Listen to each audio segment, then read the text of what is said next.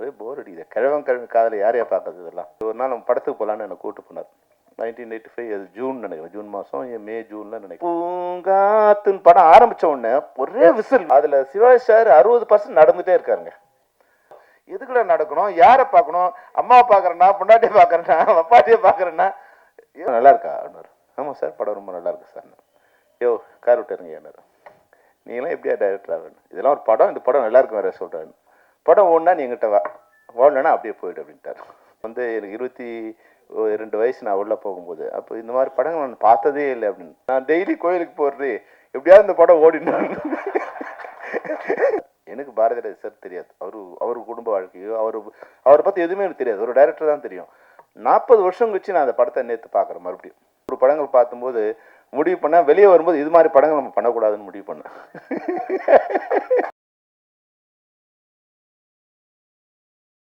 திரைப்படங்கள் வந்து 2 திரைப்படங்கள் இருக்கு. ஒன்று வந்து கமர்ஷியலா, இப்போ நான் அப்படிதான் நான் படம் போடுறேன். இது மாதிரி படங்கள் நான் வந்து பார்த்ததோடு சரி. ஏன்னா எங்கள் இன்ஸ்டியூட்டில் முதல்ல போகும்போது இந்த படங்கள் தான், உலக படங்கள் தான் எங்களுக்கு முதல்ல காமிப்பாங்க. இதுதான் திரைப்படங்கள் அப்படின்னு காமிப்பாங்க.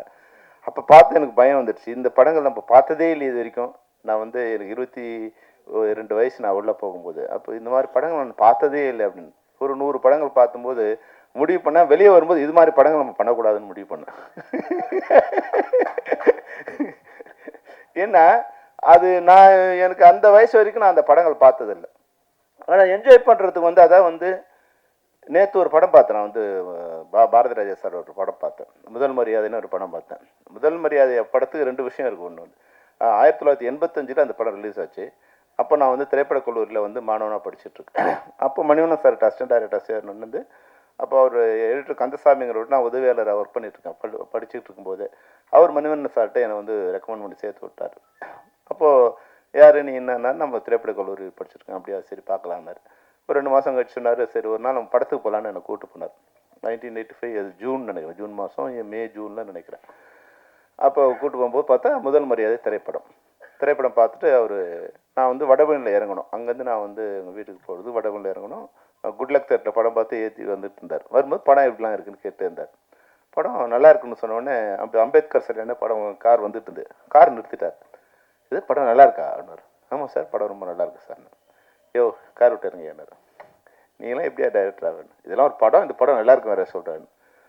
எப்படி இல்லை சார் நல்லா இருக்குன்னு சொன்னேன். இந்த படம்லாம் ஐயோ ஒரே போர் அடிக்குது. கிழவன் காதலை யாரையா பார்க்கறது இதெல்லாம் அப்படின்னாரு. இல்லை சார் படம் நல்லா இருக்கும். அப்படியா, ஒன்று பொண்ணு படம் ரிலீஸ் ஆகட்டும், படம் ஓடனா நீ எங்கிட்ட வா, ஓடலன்னா அப்படியே போயிடு அப்படின்ட்டார். படம் வந்து 2 மாதம் கழிச்சு தான் ரிலீஸ் ஆச்சு. அது வந்து நான் பார்த்து 2 மாதம் கழிச்சு. நான் டெய்லி கோயிலுக்கு போடுறது எப்படியாவது இந்த படம் ஓடினான் அப்படின்னு டெய்லி கடவுளை ப்ரே பண்ணுவேன். என்னோட பிரார்த்தனையோ இல்லை உண்மையாக படத்தோட இதுவும் வந்து படம் சூப்பர் டூப்பர் ஹிட்டு. ஒரு 3-4 நாள் கழிச்சு உடனே என்னை வர சொன்னார். அவரே வர சொன்னார்.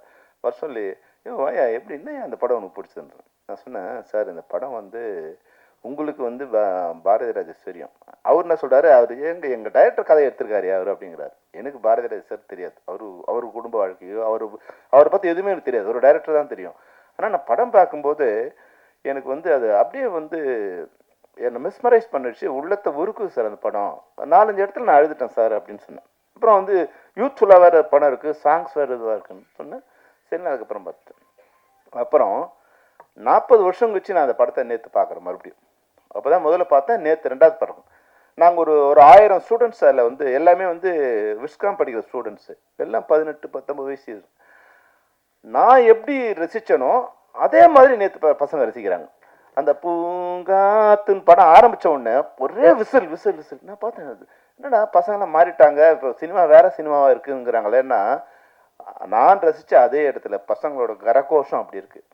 அப்போ வந்து திரைப்படங்கள் வந்து நம்ம நினைக்கிற மாதிரி வந்து இங்கே வந்து வேற ஒரு கலர் இருக்குது. இது படம் எப்படி ஆச்சு, பேன் இண்டியா அது மாதிரி ஆச்சு, இது மாதிரி ஆச்சு, அது மாதிரி எதுவுமே இல்லை. எமோஷ்னலுங்கிறது வந்து அன்னைக்கும் அப்படியே தான் இருந்தது, இன்றைக்கும் அப்படியே தான் இருக்குது. அப்போது இந்த திரைப்படத்தை பார்க்கும் நேற்று நான் டைரக்டராக அந்த படத்தை பார்க்குறேன். ஏன் என்ன படம் பிடிச்சிருக்கு, எப்படி இந்த படம் இன்வால்வ் ஆச்சு சார்.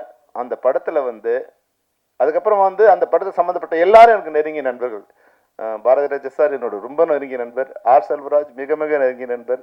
அப்புறம் சிவா சாரோட ஒரு படம் அசிஸ்டன்ட் டைரக்டராக ஒர்க் பண்ணேன். அப்புறம் பழக்கமாக அவர் பார்த்துருப்பேன்.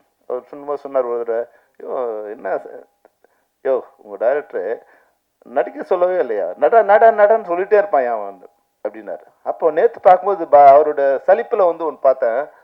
அதில் சிவாஜி சார் 60% நடந்துகிட்டே இருக்காருங்க. வேகமாக நடக்கிறார், மெதுவாக நடக்கிறார், சோகமாக நடக்கிறார், சந்தோஷமாக நடக்கிறார், லெஃப்ட்டில் திரும்புறாரு, ரைட்டில் திரும்புறாரு.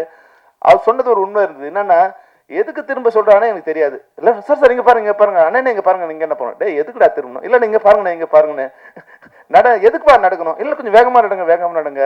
அப்புறம் வந்து உடனே அண்ணனை கூப்பிடு சார், அண்ணன் வாங்க இங்கே நடங்க, சன்செட். யோ எதுக்குடா நடக்கணும், யாரை பார்க்கணும், அம்மாவை பார்க்குறேன்னா, பொண்டாட்டியை பார்க்குறேன்னா, அப்பாட்டியை பார்க்குறேன்னா, எதுவுமே சொல்ல மாட்டாயா. ஆனால் படத்தை பார்க்கும்போது அது நேற்று நான் வந்து ஒரு அனலிஸ்டாக ஒரு டைரக்டராக படம் பார்க்குறேன். அதில் ஒரு கதையுமே இல்லைங்க. ஆனால் கதை ஃபுல்லாக வந்து இயக்குனரோட மண்டையில் தான் இருந்திருக்கு. அப்போ அதை வந்து ஒரு சிற்பம் மாதிரி அழகாக செதுக்கிருக்காரு. அதாவது வந்து பாரதிராஜா சாருக்கு மட்டும் இல்லை, சாரி சிவாஜி கணேசன் சார் மட்டும் இல்லை, அது ராதாவில் இருந்து நடித்த யாருக்குமே நீங்கள் பார்த்தீங்கன்னா காம்பினேஷன் சீன்ஸே இல்லை.